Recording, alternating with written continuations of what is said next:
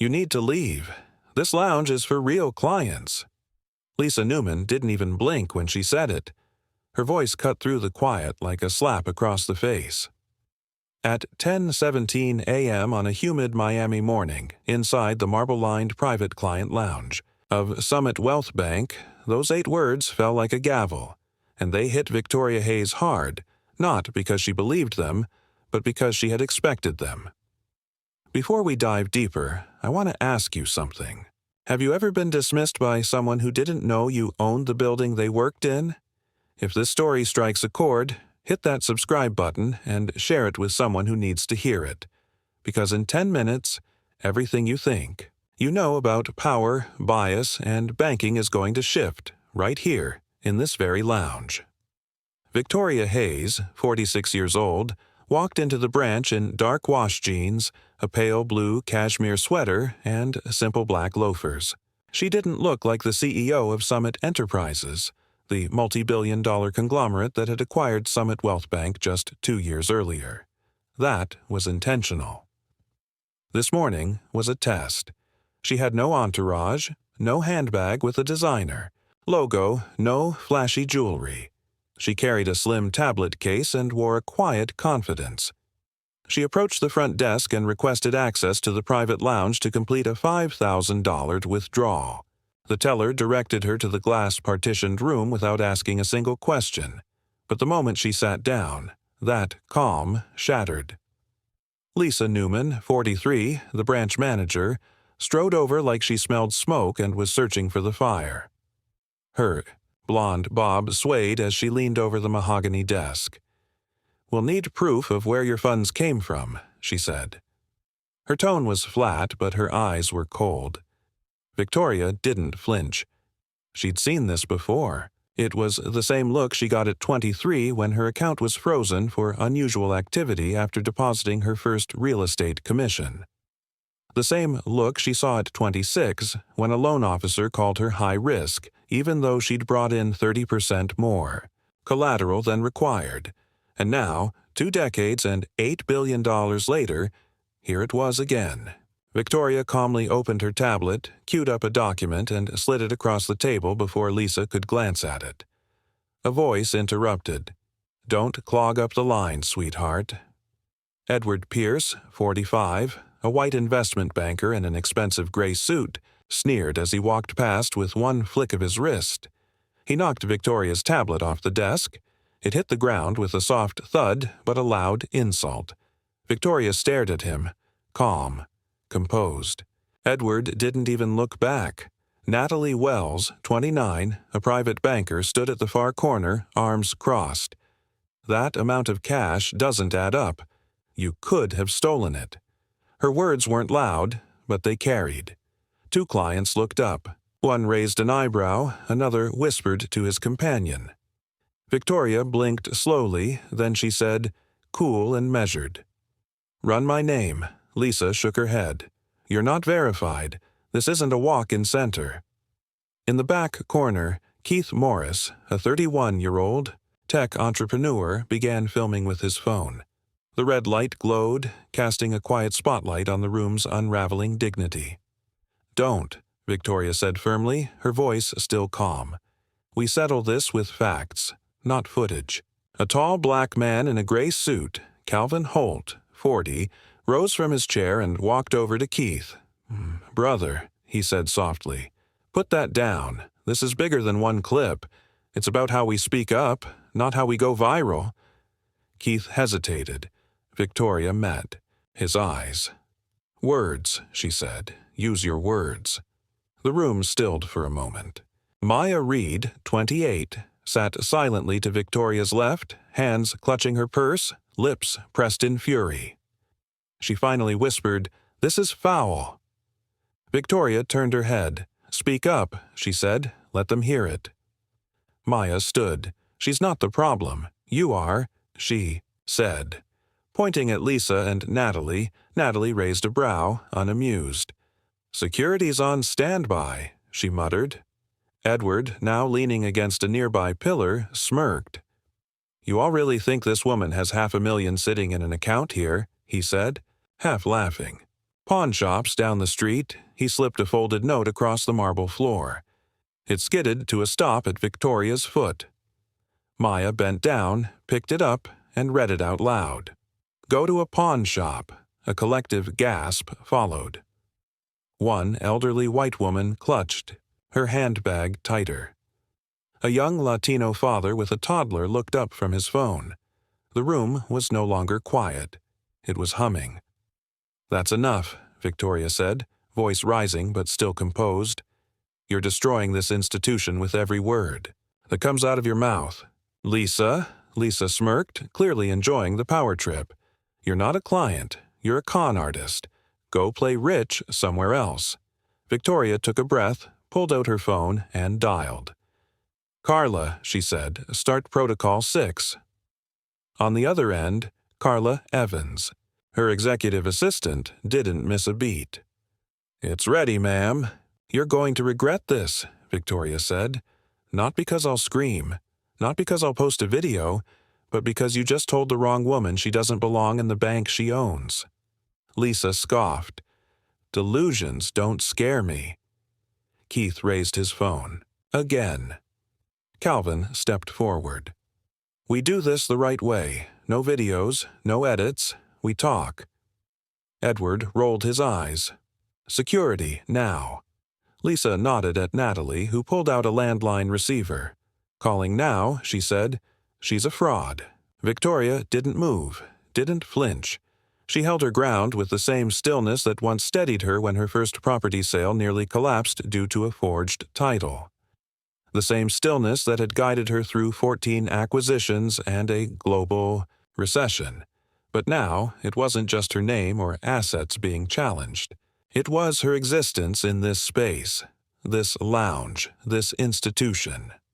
So, before we go deeper into the story, I want to ask, if you were told to leave a place you owned, would you? Or would you do what Victoria did? Sit down, stay silent, and let the storm come to you? Because the storm had already begun.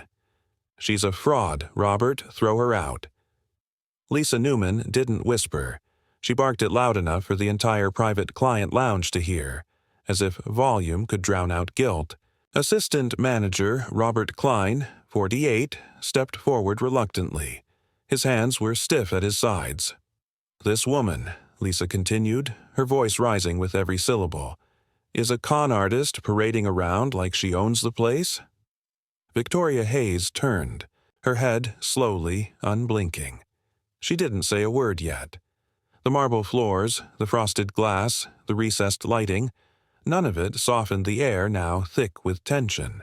The lounge no longer felt private, it felt like a courtroom. Edward Pierce added fuel, standing tall in his suit, jaw set. She stole that money, and now she's here wasting everyone's time. Why hasn't she been arrested yet?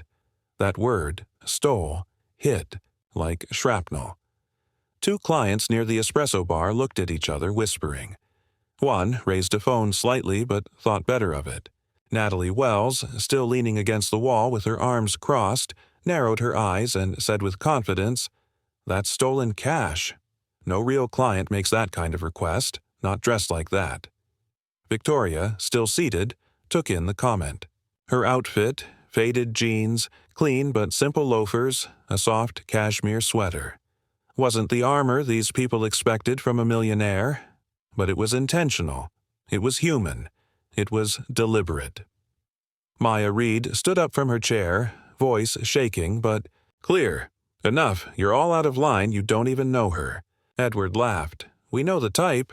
She probably got someone's login and thinks she can just walk in here and drain $500,000 like it's her birthday. Robert shifted again, clearly uneasy. His lips parted like he wanted to say something he didn't. Keith Morris, still holding his phone just low enough to seem subtle, looked to Victoria. I should be recording this. Victoria shook her head. Words, not lenses. Calvin Holt stood beside her, stepping closer to Keith. Let your voice work. Not your camera. If we want to change the room, we speak in it, not post about it after. Keith hesitated. You're right, but this doesn't feel real. Maya looked around. It is. This is how they treat us. Natalie took a sharp breath. You're making a scene.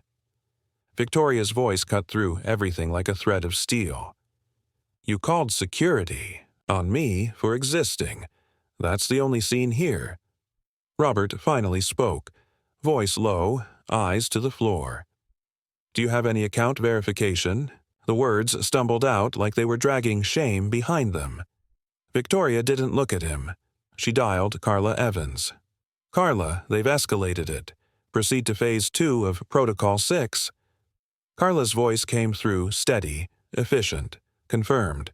I've logged the escalation and noted the language used. Also, Lisa's call to security is time-stamped. Internal audit will hear this, Victoria replied. They'll hear everything, every word. Robert straightened up slightly, caught between two worlds, his loyalty to Lisa and the truth unraveling around him. Lisa waved him off. Don't entertain this. She's just here to make a mess. Edward chimed in. Again, she's probably filming some social stunt, trying to play victim for views. Keith stepped forward now, forgetting the camera. She's not filming. I was. But I stopped because she asked us to speak, not post. Maybe try listening for once. Natalie's voice cracked slightly. Security's coming, let them deal with this. Maya didn't sit. Security for what? A withdrawal, Lisa raised her voice again. You're all being manipulated. You think someone like her walks in off the street and has access to $500,000? Wake up. Victoria turned to face her fully now. You sound afraid. That's the sound of your job slipping away. Lisa hissed. Threats. That's what you're going with now. Victoria didn't blink. No, just a mirror. Carla's voice returned over the phone. Victoria, I've elevated the incident to our corporate ethics board. They're monitoring live and we've logged every biased phrase spoken within the last 3 minutes. I've also linked the 2023 Summit acquisition documents to your profile file for real-time confirmation. Victoria nodded once. Keep the line open, Lisa scoffed. Corporate's not going to save your little con job. Robert turned slowly, his voice hollow. Lisa, what if she's right? Lisa stared at him like he'd just betrayed her family. Don't be naive. But the cracks were showing. Victoria stood up now, steady and calm. You asked for proof of funds. You accused me of fraud. You called me a thief. You triggered a security call. You mocked the way I dressed, and you humiliated me in a room full of witnesses. Her voice never rose. It didn't need to. And I'm still standing here. Why do you think that is? The silence in the room was immediate. Even Edward folded his arms tighter, lips pressed. Maya walked to Victoria's side. What now? Victoria said. We wait. The truth is coming, whether they want it or not. Lisa folded her arms tighter. You're bluffing. You have nothing. Edward barked. If she had money, she'd show it. You people always act entitled until someone asks. For numbers. Calvin turned sharply. You people? The words echoed. Robert sat down in one of the lounge chairs. This isn't how we should treat people. Natalie rolled her eyes. It's called protocol. Victoria spoke to Carla again. Have you started? Phase 3, Carla replied. Already underway, Lisa's compliance reports are being pulled. And just for note, 8 of her prior service complaints involved women of color, all filed under unverified and never escalated. It's not a good look. Victoria closed her eyes briefly, absorbing that she had known. But hearing it laid out so clearly still hit differently. Thank you. Carla, don't stop. Maya's voice cracked. They're trying to erase us. With policy, with tone, with fake concern for security. Victoria placed a hand on her shoulder. Not today, Lisa smirked. You think your little phone call and a few tech buzzwords are going to change anything? Victoria's gaze sharpened. No, but I'm not here to change everything. I'm here to end this branch's legacy of silence, Keith murmured. Damn, Calvin nodded slowly. And this is why we don't record. Because when people speak the truth like this, it doesn't need a filter. Suddenly, Natalie stepped toward Victoria and picked up the fallen tablet from earlier. She held it in both hands, looked down at it. Then, without a word, she tossed it to the side, where it skidded across the floor and hit the base of a leather chair. "Stolen junk," she muttered.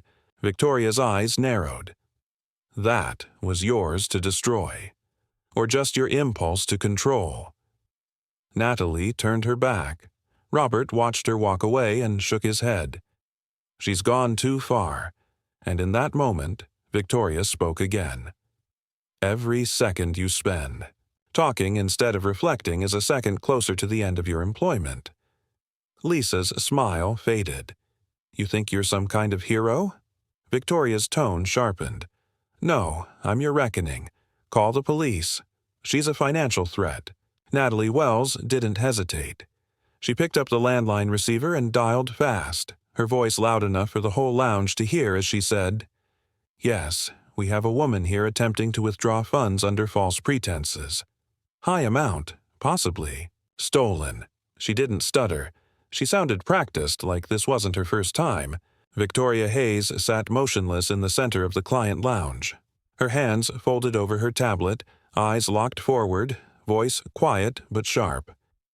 "You just made a federal false report. I hope you're ready to explain it in court." Lisa Newman scoffed, arms folded as she leaned beside the espresso machine. "Sweetheart, that's not how this works.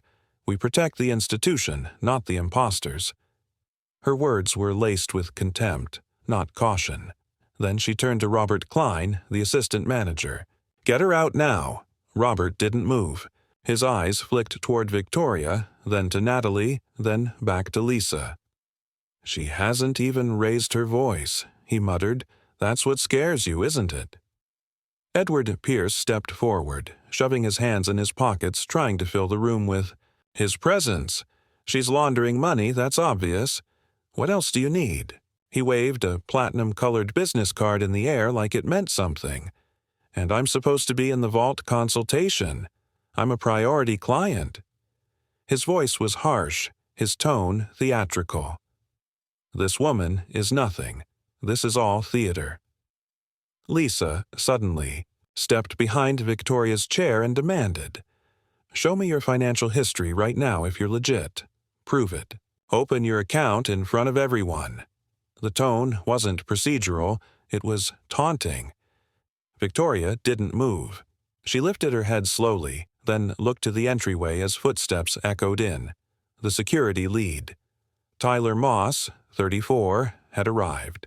He wore a navy uniform with a Summit Wealth badge stitched tight above his heart. "What's going on here?" he asked. Natalie pointed directly at Victoria. "She's a suspected fraud. We've requested verification, she's refused, and now she's escalating the situation with her phone." Tyler nodded and walked over, then stood directly, in front of Victoria's seat. "I need your bag and your tablet." He didn't ask. He reached. When Victoria didn't immediately move, Tyler shoved her purse off the adjacent seat and onto the floor. "You're being detained for non-compliance." Calvin Holt, still standing near the center of the room, stepped forward. "That is not legal. She hasn't broken a single law." Maya Reed grabbed her phone but didn't record. She simply gripped it, trembling. "This is what happens," she whispered. "Even when you sit quietly." Victoria's eyes locked on Tyler's face. "Touch me again, and I will personally make sure Summit Wealth pays for it." Tyler raised an eyebrow, amused. "Lady, I don't care what you threaten. You don't belong here." Those 5 words sliced deeper than anything else. "You don't belong here." Calvin moved to stand between them. "Step back." "Man," Tyler held firm. "You interfering now?" "I'm protecting a client," Calvin said, holding his ground. Keith Morris stood from the corner, holding his phone higher now. "This needs to be seen." Victoria's voice cracked. Not from fear, but fury. "Keith, don't. We don't need their eyes. We need their ears." Keith lowered his phone, swallowing hard. "Then say it louder." Victoria turned to Lisa and spoke slowly. You demand my history like I owe you my identity, but I don't owe this room anything. I've earned more than anyone in here, including you. So, instead of asking where my money came from, maybe ask why you think you have the right to question it at that moment." Carla Evans' voice came through the phone in Victoria's hand, steady and deliberate. "Victoria, Protocol 6 is now fully active. Summits. Compliance Board has flagged Lisa's employee record. They're pulling the 2023 audit logs. I've also linked Edward's prior formal warning for verbal misconduct. One more incident, and corporate will suspend his client privileges." Victoria didn't smile. She just nodded. "Let it all run." Lisa leaned forward, almost growling. "You won't get away with this," Victoria replied. "You mean being black, wealthy, and patient? I've done it for 20 years. Robert backed away from the cluster forming near Victoria's seat, mumbling, "This is not what I signed up for." Natalie gripped the phone tighter as she continued speaking with dispatch, giving her name clearly, spelling out possible financial criminal present with no irony. Clients around the lounge began to murmur louder. An elderly man near the window stood and shook his head. "This is ridiculous," he said. A young black couple nearby took each other's hands. Then came the crack, Robert's voice, low but clear. "I need to say something." All eyes turned. "Lisa, Natalie, what we're doing is wrong." Lisa's eyes went wide. "Don't you dare." Robert looked at the floor. "Natalie wanted the police here. She didn't even run the verification. She refused to check the back end. She said bringing them in would shut her down fast." Natalie gasped. "You liar!" Robert nodded once. "Was there? You said it, and you said it knowing who she might be," Edward shouted. "You're turning on your team for her. She's bluffing." Victoria stood slowly, then called the bluff. She lifted her voice, finally, powerfully. "I am Victoria Hayes, CEO of Summit Enterprises, owner of Summit Wealth Bank, and every second you've spent humiliating me in this room. It's been recorded, logged, and now witnessed." Clients around the lounge stared, frozen. Lisa's face lost its color. Robert didn't move. Natalie backed toward the wall. Tyler blinked like he'd seen a ghost. Then it hit. The twist wasn't the reveal. It was the response. Clients started clapping. Slowly, then all at once, Calvin stepped forward. "I knew I'd seen you before, Forbes. 2 years ago, your company turned this bank around." Maya stood, tears in her eyes. "She's our CEO," Keith whispered. "I should have filmed this part." Victoria looked around the room, her voice no longer calm, now commanding. "The problem wasn't that you didn't know who I was. The problem is how you treated someone you thought didn't matter," Lisa stammered. You set us up," Victoria answered. "No, I tested you, and you failed." The entire room shifted, and from the corner of the lounge the sound of sirens grew faint in the distance. Police were coming, but the real justice.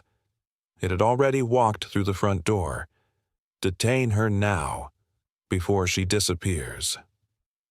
Lisa Newman's voice cracked with desperation as she pointed at Victoria.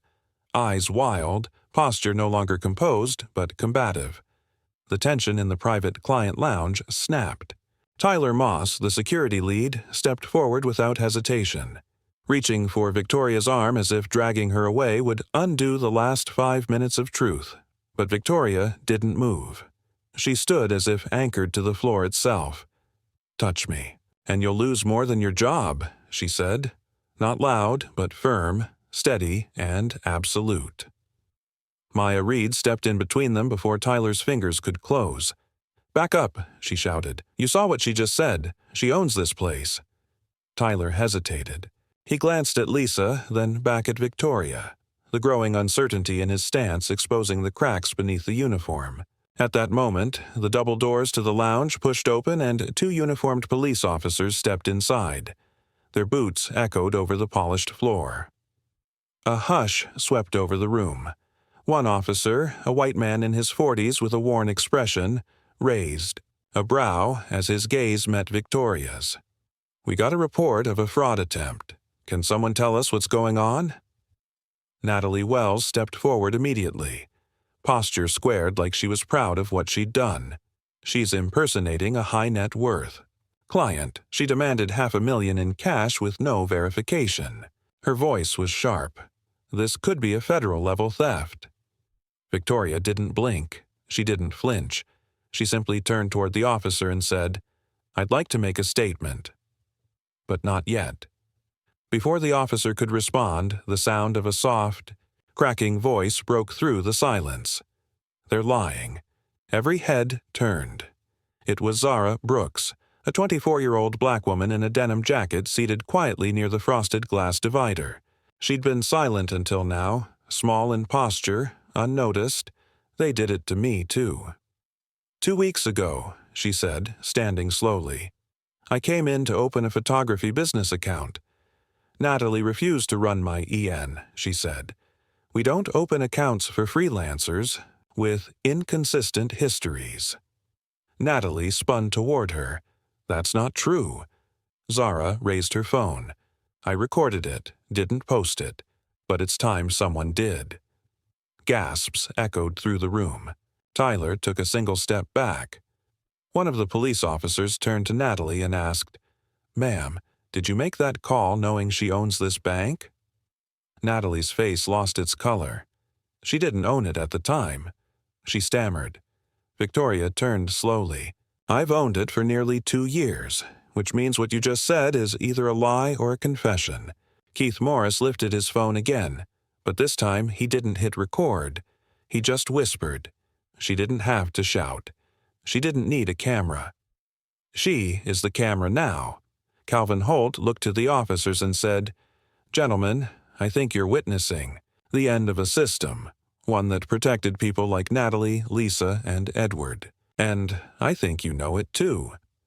The officer who had spoken earlier nodded, slowly but noticeably. "We're not making any arrests, but we'll be writing a report, a full one." Carlin Evans' voice came through on Victoria's phone, calm and timely. "Victoria, corporate has received the Zara Brooks complaint. It was buried. Natalie flagged it as ineligible for review. That violates compliance policy 4.3. Victoria nodded. "And Lisa's role?" Carla answered. She signed off on the rejection. Victoria turned to Lisa, whose defiance was giving way to panic. "You told me to leave. You refused my ID. You called me a con artist. And now you want to hide behind Natalie's bad paperwork?" Lisa's hands trembled. "You dressed like you didn't belong here." "I made a judgment call." Victoria stepped forward. "That wasn't judgment. That was bias." Edward Pierce, still lingering at the edge of the crowd, scoffed. "We're all being dramatic. I'm leaving." "I've got better things to do," Maya Reed shouted. "No, you don't." "You were part of this," Edward snapped. "You people are always so loud." And just like that, the room boiled over. "You people," Keith said. "You mean the woman who owns the bank?" Calvin stepped between Edward and the rest. "Leave now. Man, that card you wave around won't protect you from what just happened." Edward turned toward the door, but not before one of the officers said, "Sir, we'll need your statement before you go." He paused, then slowly sat down, defeated. Victoria turned back to the police. "I'd like to de-escalate this in-house. No arrests. Not yet. I want people to speak. I want the room to understand what just happened here." One officer nodded. "You sure about that?" "Completely," Victoria said. She turned to Zara. "You're brave." "You should never have had to be," Zara replied. "I just wanted to open an account, that's all." Victoria placed her hand over her heart. "And from me today forward, you'll never be treated like that again. In fact, your account will be opened personally by the executive board, fee-free. You've earned that much." Calvin turned to Victoria, voice warm. "You didn't just stop a system. You exposed it." Victoria looked at him, her voice low. "And now, I'm going to dismantle it." Behind her, Lisa muttered to herself, eyes lost. This was never supposed to happen. Robert stood beside her, quiet but not defensive. It was always going to happen. We just didn't think we'd get caught. Tyler took a single step toward the exit. Victoria raised a hand. "Stay, you'll need to hear what comes next. Because your name's on the file too," Maya whispered to Keith. "She's not just firing them, she's rewriting the rules." Carla's voice came back through the phone. "Summit compliance officers are arriving within 10 minutes. They've requested Victoria lead the internal debrief, and they've approved full authority to act." Victoria smiled faintly. "Good, because I've been ready for this day. Longer than they know, and with the lounge watching, clients, staff, officers, and a young woman named Zara." The future of Summit Wealth was no longer a question of policy. It was a matter of personal reckoning. "Enough." Victoria Hayes's voice didn't rise, but it silenced the entire room. The client lounge, once humming with tension and scattered disbelief, now stood still. Every client, every officer, every staff member held their breath. She stepped forward, no longer seated, no longer patient. She wore no badge, no visible sign of title or ownership. Yet her presence now filled the entire space like the weight of a verdict. "For 10 minutes I've endured slurs, suspicion, and slander inside a building that bears my company's name. So, allow me to remove all doubt." She reached into her tablet case and pulled out a small black folder embossed with the gold Summit Wealth Bank logo. She opened it carefully and turned it toward the nearest officer and then to the room. Inside, a corporate ID, a notarized certificate, and a letter of authority, signed by the board of directors. "My name is Victoria Hayes. I am the founder and CEO of Summit Enterprises. I own 81% of Summit Wealth Bank. And starting today, I will no longer tolerate misconduct under this roof." The reaction was instant. Lisa's jaw dropped. Robert took a step backward, face ashen. Natalie staggered into a chair. Tyler's hands fell from his belt. Even Edward Pierce, seated and stewing, leaned forward in stunned silence. Carla's voice crackled through the phone, still connected. "Victoria has full termination authority, as listed under Summit Compliance Directive 4B. This conversation is being logged for HR verification. You may proceed, ma'am." Victoria didn't smile. She simply turned and faced the staff directly. "Lisa Newman, you're fired, effective immediately, for racial bias, abusive position, and obstruction of client services." Lisa's mouth opened, but no sound came.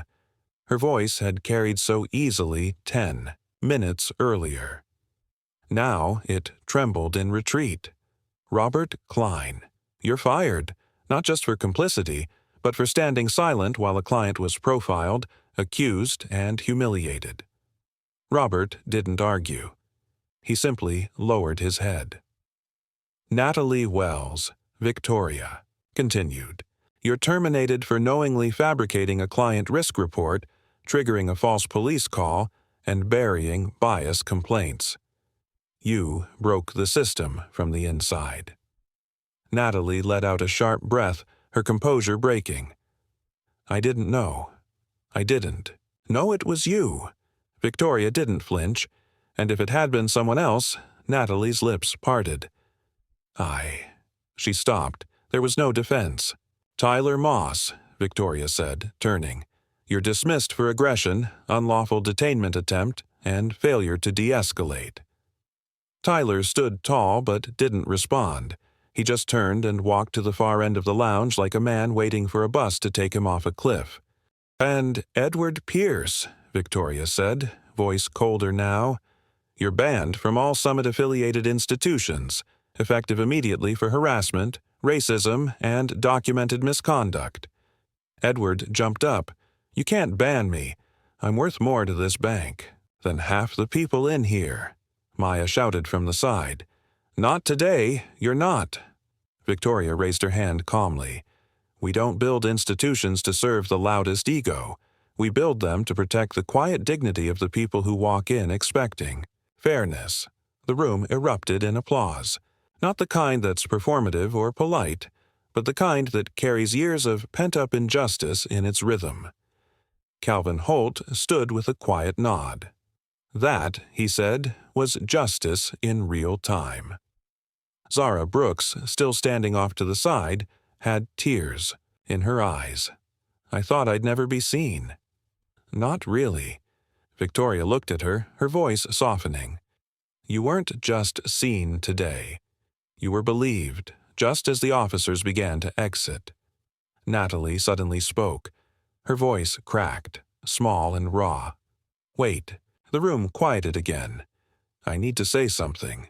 Victoria turned, her expression unchanged. Speak. Natalie took a breath so deep it shook her shoulders. I buried 8 complaints in the last year. All of them came from women of color. I flagged them as duplicates, unverifiable, or outside policy, windows. I did it to keep our numbers clean. Robert knew. I told him. He told me to do what I had to. A gasp rippled through the lounge. Robert didn't look up. Victoria turned to Carla. Can you confirm that? Carla's voice returned without hesitation. Confirmed. We've located those complaint records and audio files. Natalie's voice is on 2 of them. Robert's signature is on 4. Natalie sat down, shaking. I didn't know how to stop, I thought. If I didn't follow, I'd be next. Victoria approached slowly. Her tone measured. You weren't a follower. You were the one holding the torch while others burned. But today, I'm putting that fire out. Natalie didn't respond. She wept quietly into her hands. Victoria turned back to the rest of the room.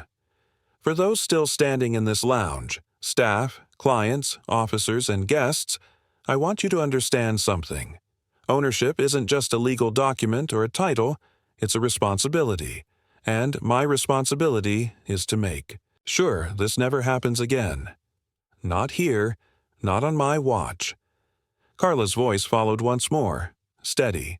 Corporate has initiated full disciplinary review and operational audit for the branch. Victoria, the floor is yours to lead reform. Victoria looked around the room at Calvin, Maya, Zara, Keith, the clients who had rallied, the strangers who had stayed silent, but now looked changed. Then, let's begin. Because this bank no longer answers to people like Lisa. It answers to the people it was built to serve, and with those words. The door to reform didn't just open. It stayed open, wide enough, for the future to walk through with dignity. Victoria didn't wait for the applause to fade. The moment the firings were done, and Natalie's confession still echoed in the air. She turned to the stunned room and said, This isn't just about what they did. It's about what we're going to do now. She walked to the center of the private lounge, standing beside a cream leather chair that had once symbolized prestige. But today, it was just a seat among many. Effective immediately, all branch operations are paused, she said, her voice steady but urgent. No new transactions, no account actions, no client meetings until we reset what this institution stands for. The clients didn't groan, they nodded, some even clapped. We are launching the Summit Equity Program today, not next quarter, and we're doing it right here in this room. This branch will be the first test site for verbal audits, active diversity accountability, and a face-to-face values pledge for every single staff member who wants to stay employed. Carla's voice came through on speaker now, projected from Victoria's tablet. I've drafted the documentation. Internal ethics officers will arrive within the hour. Corporate has signed off. Maya raised her hand, voice cracking with hope. What's a verbal audit? Victoria turned to her gently. It means we don't just check numbers, we track words. What's said, what's omitted, and who's treated like a burden just for walking through the door. Calvin nodded. That changes everything, Keith whispered. That makes it human. Victoria smiled faintly. That's the point, just then, in the silence that followed. A sound broke through that no one expected. Tyler Moss, the fired security lead, clearing his throat. Everyone turned. He didn't look angry. He looked tired. I need to say something, he said, hands loose at his sides. I didn't just fail to stop what happened. I helped plan it. The air shifted. Victoria's expression sharpened, but she didn't speak. Tyler continued. Natalie came to me 2 months ago. She said corporate was sniffing around for non-compliance and that Lisa had a plan to bury the red flags. My job was to make sure anyone who complained got quietly removed from the space before it turned into paperwork. The room was dead quiet, she said. The less we see, the less we write. So I followed it. I flagged certain clients as elevated risk based on how they looked, how they asked questions, whether they challenged fees. Maya's face darkened. That's profiling, Tyler nodded. It was. I knew it. I did it anyway. He looked at Victoria. You gave me a job. I turned it into a shield for the wrong people. Victoria stepped forward slowly. Did Robert know? He knew enough to never ask questions, Tyler said, and he knew which clients to avoid. Carla's voice came in again, calm but firm. Victoria, we've located 3 compliance reports that were altered after escalation. Tyler's name is on all of them. Tyler didn't argue. I deserve to be held accountable, but I didn't come clean to save myself. I came clean because watching you stand in this room and say what you said, I realized I've never worked for someone I respected before. Victoria didn't soften. You nearly got me arrested. You intimidated people who came here in good faith. And now you want grace? Tyler shook his head. I want consequence and I'll take it, but I also want you to know there's more. Natalie wasn't acting alone. There's a list, a private tag in the CRM system used to mark problem clients. And that list, it's longer than you think, Carla replied instantly. I'll pull it now. We'll freeze access and start a forensic review. Victoria turned to the room. This is why we reform. Not tomorrow, not at a retreat. Right here in this space where silence let bias grow, today we root it out. Clients began to clap, not because they were relieved, but because they were ready. Maya stepped beside Victoria. Let us help. Victoria nodded. We'll do it together, starting with truth. And the room, once poisoned by silence, began to transform. With voices raised, with truths confessed, and with a culture finally cracked wide open for light to enter. Victoria stood tall as the last echoes of applause faded, not in triumph, but in clarity. She scanned the private lounge, no longer just a waiting area, but now the front line of transformation. The fired employees had been escorted to a holding room. Clients lingered not out of curiosity, but solidarity. Summit compliance officers had arrived and were already reviewing flagged reports. One officer handed Victoria a short printed document. These are the provisional action items approved by the board, he said. She read it silently, then nodded. We begin here. Her voice was calm, but every word carried the weight of permanence. She turned to the room. Effective immediately. Summit Wealth will mandate verbal conduct audits at all high net worth branches. No more hiding bias behind silence. Every branch will follow our example, starting today in Miami. Carla's voice followed swiftly from the tablet speaker. Corporate has also terminated Edward Pierce's accounts and initiated a formal review of his investment firm for internal bias violations. Victoria looked toward the now vacant seat where Edward had once stood, sneering with false power. He had influence, she said quietly, but not character. Maya Reed stepped closer, her voice strong. So, what now? What happens after today? Victoria turned to her. We build something that doesn't just react to injustice, but prevents it. That's the legacy I want to leave. Keith, still stunned by everything that had unfolded, added, You did more than fire a team. You exposed a mindset. Victoria gave a faint, tired smile. Then we keep exposing it until it can't grow in the dark anymore. Just as she turned back toward the compliance team, a voice rose from the back of the lounge, older, raspier, uncertain. There's one more thing. Heads turned. It was an elderly, white man in a pressed gray suit, his Summit Wealth client badge clipped to his lapel. My name's Richard Langford, he said slowly. I retired from banking 10 years ago. I used to oversee training for this region. His voice shook.